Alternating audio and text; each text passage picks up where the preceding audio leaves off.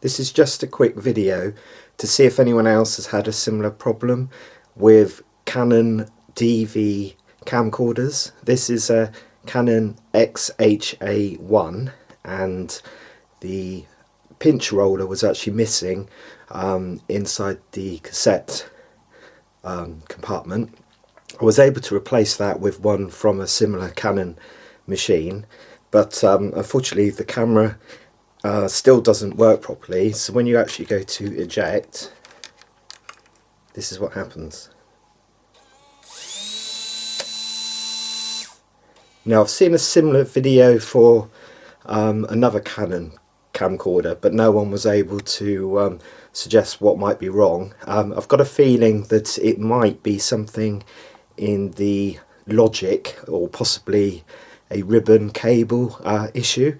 I can't see anything particularly wrong in the mechanism of the cassette.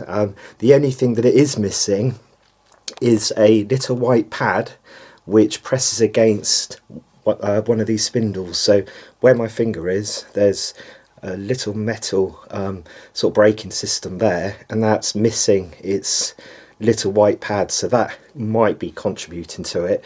But what happens actually is if you put a cassette into here and press down on the cassette, it basically makes that noise again, and then the cassette pops back up. So it's quite a similar action.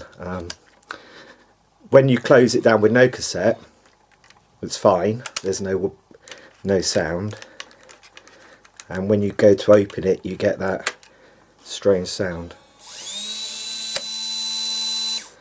So it's probably needing a replacement of the whole cassette loading system, but if anyone's got any ideas or anything else I could check, then that would be really good. Okay, thank you for watching.